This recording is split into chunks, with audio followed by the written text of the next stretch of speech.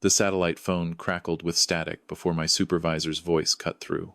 "Cooper, we're shutting down early. Equipment failure on the main rig. You're flying out tomorrow morning instead of next month." I stared at the gray waters of the North Atlantic through the helicopter window, my mind already racing ahead to home, to Halifax, to my daughter Mira. 3 months on an offshore oil platform does something to a man.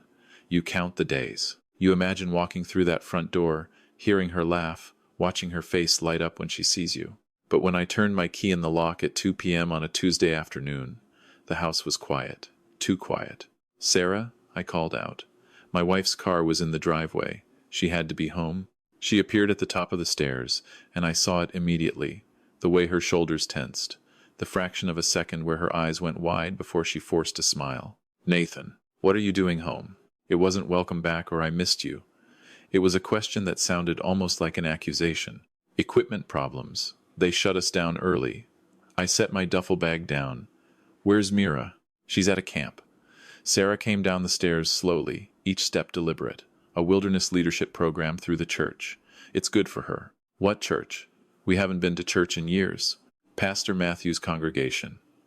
The one over on Barrington Street. They do wonderful work with youth." I'd been sending emails to Mira every week. Short messages about the weather, the work, asking about school. She'd stopped responding 3 weeks ago. Sarah had said she was busy with exams. When did she leave? About 2.5 weeks ago. It's a month-long program. 2.5 weeks. Right around when the emails stopped. "Give me the address. I want to check on her." "Nathan, that's not how it works. The whole point is digital detox. No contact with parents. It teaches independence." "I don't care what it teaches. I want to see my daughter." Something flickered across Sarah's face. Fear, maybe. Or guilt. The program doesn't allow unexpected visits. It disrupts the therapeutic environment. Therapeutic environment? Mira doesn't need therapy. She's 14 years old. "You've been gone, Nathan. You don't see the way she talks back. The attitude. She needs structure. Discipline." I'd known Sarah for 6 years. Married her 4 years ago after Mira's mother died. Sarah had been kind, patient. This woman standing in front of me, arms crossed defensively, wasn't the woman I'd left 3 months ago. "Give me the address, Sarah." "I don't have it written down. It's in the church office." I pulled out my phone and searched for Barrington Street churches in Halifax. 3 results. I showed her the screen. "Which one?" She pointed to the third option. New Covenant Community Church. The parking lot was nearly empty when I arrived 20 minutes later. A man in his 50s, graying hair, cardigan sweater, was locking the front door. "Can I help you?" His smile was practiced, professional. "I'm looking for Pastor Matthews." "You found him." He extended his hand. I didn't take it. "My daughter's at one of your wilderness camps. Mira Cooper. I need to know where she is." His expression shifted, became cautious. "Ah, you must be Nathan. Sarah mentioned you work on the rigs." Not back for another few weeks, I thought. Plans changed. "Where's my daughter?" "The Sacred Path Leadership Retreat is about personal growth, Mr. Cooper. We've found that parental involvement during the intensive phase can undermine the progress these young people make." "I don't care about your philosophy. Tell me where she is." "I'm afraid I can't do that. Your wife signed all the paperwork. She has full legal authority to make decisions about Mira's care while you're away." The way he said it, so smooth, so rehearsed, made something cold settle in my chest. "If you don't tell me where my daughter is in the next 10 seconds, I'm calling the police." Pastor Matthews's smile never wavered. "I assure you, everything is completely legal. The program is licensed, inspected, and approved. We have documentation from both parents." He paused. "Well, parent and step-parent." I pulled out my phone. "Fine," he said, his voice tight. "The retreat is at Meadowbrook Farm, about 40 minutes northwest, but I'm going to call ahead and let them know you're coming. They may not allow entry." I was already walking to my truck. The highway stretched through dense pine forests, then opened into rolling farmland. My GPS led me down increasingly narrow roads until I saw the sign.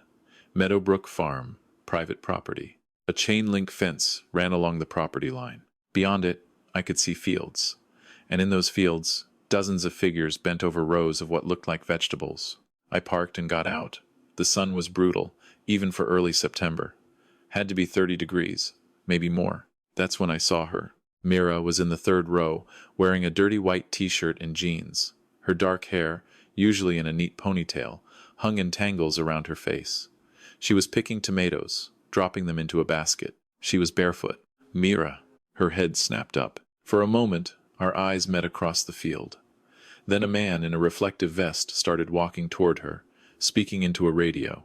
I was at the fence in seconds. Mira, come here. She looked at the man, then back at me. She didn't move. The man with the vest reached her, said something I couldn't hear. Mira shook her head. He took her arm. That's when something in me snapped. I was over that fence before I could think about it. The vest guy saw me coming and started shouting. I didn't care. I ran across the field, tomato plants crunching under my work boots, until I reached my daughter. Up close, it was worse. Her face was sunburned, peeling. Her lips were cracked and bleeding. Dirt was ground into her skin, and when I grabbed her shoulders, I felt how thin she'd gotten, how much weight she'd lost in 2.5 weeks. Mira, baby, it's okay. I'm here now. She was staring at me like she didn't believe I was real. Her eyes were hollow, exhausted. You need to leave, the vest guy said. This is private property. You're trespassing. I'm taking my daughter. Sir, she's enrolled in a youth program. You can't just... Watch me. I pulled Mira against my chest. She was trembling. Daddy, she whispered, and her voice broke on the word. Daddy, they said you didn't want me anymore. They said you gave me to them because I was too much trouble. The world stopped. What? They showed me papers. Your signature. Sarah said you were tired of dealing with me, that you wanted me to learn discipline, so maybe you'd take me back. I looked at the man in the vest. He was backing away, still talking into his radio. Around the field, I could see other kids. Some were watching us. Some kept working, heads down. None of them looked older than 17. Mira, that's not true. None of that is true. I've been on a rig for 3 months. I didn't sign anything. I didn't know you were here, but Sarah said. Sarah lied. I'm taking you home right now. 2 more men were jogging across the field toward us. One was older, gray-haired, wearing slacks and a button-down despite the heat. The other was younger, bigger, looked like security. Mr. Cooper, I presume. The older man's voice was calm, almost amused. I'm Director Whitmore. I run the Sacred Path program. Your wife explained you might have difficulty with your daughter's enrollment. My daughter's coming with me. I'm afraid I can't allow that. We have a legal contract, signed by both guardians. Taking her would constitute custodial interference. I never signed anything. Your wife had power of attorney for family decisions while you were offshore. It's all perfectly legal. He was lying. I'd never given Sarah power of attorney. But standing in that field, I realized they were counting on me, not knowing that. Counting on me being intimidated by official language and threats of legal action. Daddy, please. Mira's hands clutched my shirt. Please don't leave me here again. The big security guy was close now. Director Whitmore gestured to him. Mr. Reeves, please escort Mr. Cooper off the property. His daughter needs to return to her work assignment. Work assignment. She was 14 years old. I'm calling the police, I said. Go ahead. Whitmore smiled. We have all our permits in order. The sheriff knows about our program. We've had very positive interactions with local law enforcement. I pulled out my phone and dialed 911, kept my arm around Mira while I explained the situation to the dispatcher. She was professional. Said someone would be there in 15 to 20 minutes. We waited in the blazing sun. Mira leaned against me, shaking. The other kids kept working. Nobody spoke to them. Nobody brought them water. How many hours a day? I asked quietly. 8. Sometimes 10 if we don't meet quota. Quota for what? Vegetables. They sell them at farmers markets. Director Whitmore says we're learning agricultural skills and work ethic. You're learning to be a slave. 2 RCMP cruisers pulled up 20 minutes later. A young constable and an older sergeant. The sergeant looked annoyed before he even got out of the car. Nathan Cooper? He called. That's me. I'm Sergeant Morrison. What seems to be the problem? My daughter's been working in fields for 2.5 weeks. I never gave permission for her to be here. Director Whitmore was already walking toward the officers, hand extended, smile wide. Sergeant Morrison, good to see you again. I'm afraid we have a situation here. This is a domestic custody matter. The mother enrolled the child. The father objects. Unfortunately, Our records show both parents signed the enrollment agreement. That's a lie, I said. I've been on an oil rig in the North Atlantic for 3 months. I never signed anything. The sergeant looked at me, then at Mira, then at the fields full of working children. Something shifted in his expression. Director Whitmore, can I see the enrollment documents? Of course. They're in my office. If you'll just follow me. Right now, please. Whitmore's smile tightened. Sergeant, I don't think. Right now. 10 minutes later, the sergeant emerged from a trailer at the edge of the property. His jaw was tight. He walked straight to me. Mr. Cooper, that signature is forged. Even I can see that. The dates don't match your offshore rotation schedule, which I confirmed with your employer. You were on a platform 200 kilometers out when this was supposedly signed. He turned to Whitmore. I'm going to need you to release this child immediately, and I'm going to need documentation on every minor currently on this property. This is outrageous, Whitmore said. We have licenses. We have permits. This is a legal youth program approved by. Approved by who? The sergeant's voice was hard now. Because I just called the Provincial Youth Services Office. They've never heard of Sacred Path Leadership Retreat. You don't have provincial approval. You don't have educational certification. And child labor laws in Nova Scotia require permits, supervision, and hourly limitations that you're clearly not following. He looked at the young constable. Call for backup, multiple units, and get child services on the phone. Everything moved quickly after that. More police arrived, social workers, an ambulance for medical checks. The kids were brought in from the fields, one by one. Some cried, some looked relieved. A few looked terrified, like they'd been conditioned to fear anyone who tried to remove them. There were 53 children total, 53, ages 12 to 17. They'd been there anywhere from 1 week to 4 months. A paramedic checked Mira. Dehydration, malnutrition, second-degree sunburn on her shoulders and face, infected blisters on her feet. He recommended immediate hospitalization. I want to go home, Mira whispered. Hospital first, I said. Then home, I promise. They transported her by ambulance. I followed in my truck. At the hospital, they put her on IV fluids and treated her burns. A social worker came to interview her, then a police detective. Sarah showed up 3 hours later. I met her in the hallway. Don't, I said. Don't come near her. Nathan, you don't understand. Pastor Matthews said it was a good program. He said it would help her. Help her? You saw what they were doing to her. You had to have seen it when you dropped her off. They said the hard work was part of the process, that she needed to learn consequences. She's 14 years old. She was picking vegetables in 100-degree heat for 10 hours a day. She was barefoot, Sarah. She had infected cuts on her feet. I didn't know it was that bad. You didn't want to know. The police arrested Sarah that night, charged her with child endangerment and conspiracy to commit fraud. They arrested Director Whitmore, Pastor Matthews, 3 camp counselors, and the security chief. The charges kept adding up. Child labor violations, fraud, forgery, unlawful confinement. I learned more over the following days. The Sacred Path program charged parents $5,000 per month. The kids worked the farm, and the vegetables were sold for profit. Some families genuinely believed it was a therapeutic wilderness program. Others, like Sarah, had been told it was tough love discipline for rebellious teenagers. None of the kids were rebellious. They were just kids. Some had divorced parents. Some had step-parents who saw them as problems. Some were just unlucky enough to have parents who believed in breaking spirits instead of building character. Mira came home after 2 days in the hospital. She didn't want to talk about the farm. She didn't want to eat. She had nightmares every night. I called my supervisor and told him I needed family leave. He approved it immediately.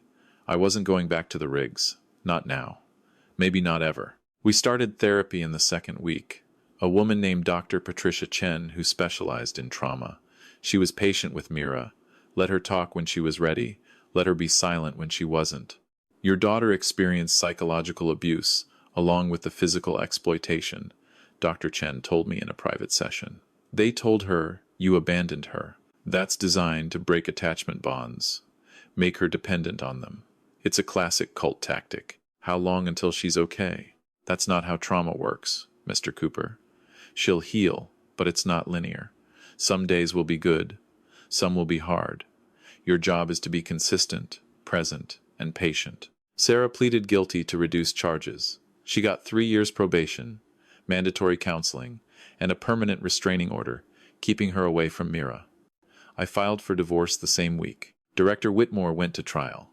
The prosecution called 32 witnesses, including Mira. I sat in the courtroom gallery and watched my daughter, small and nervous, tell the judge about the work schedules, the inadequate food, the threats about parents who didn't love them. Whitmore was convicted on 18 counts.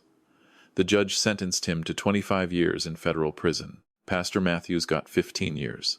The counselors got between 3 and 7 years each. The farm was seized and sold. The proceeds went into a fund for the victims. It's been 8 months now. Mira is 15. She's back in school. She has nightmares less often, maybe twice a week, instead of every night.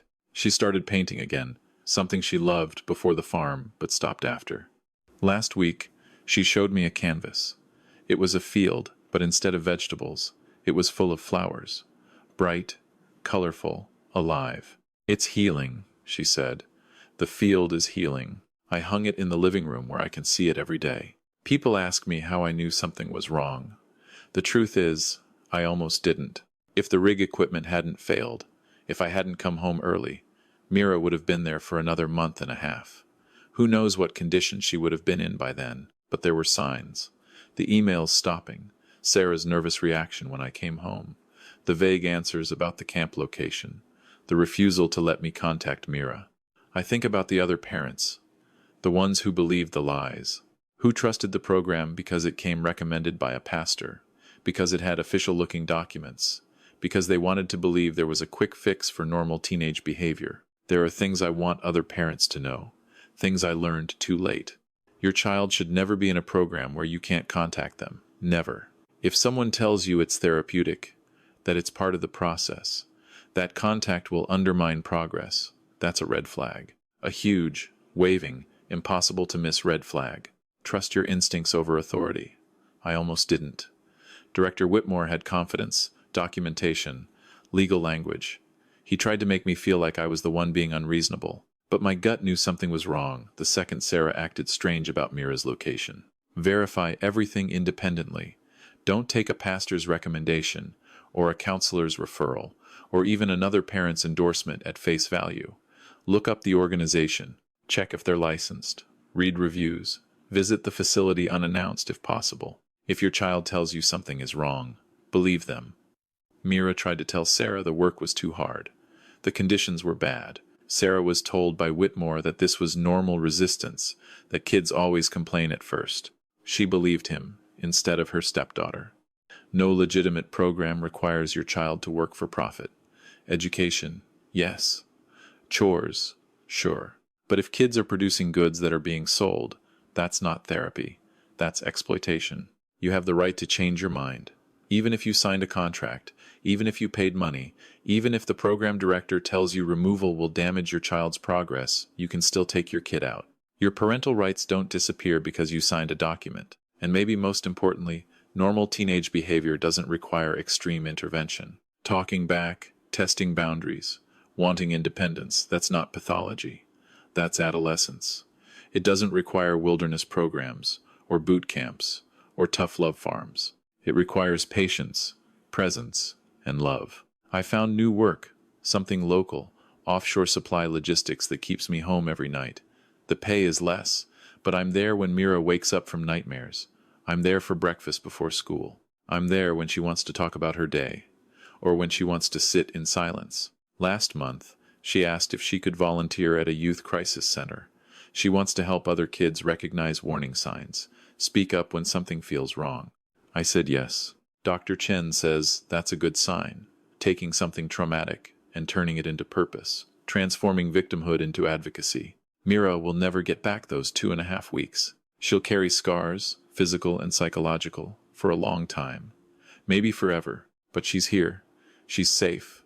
She knows I didn't abandon her, no matter what lies she was told. And every day, she paints another flower in that field. That's enough for now. That's healing. If you're reading this and you have children, please remember, you are their first line of defense. Not pastors, not program directors, not counselors who promise quick fixes.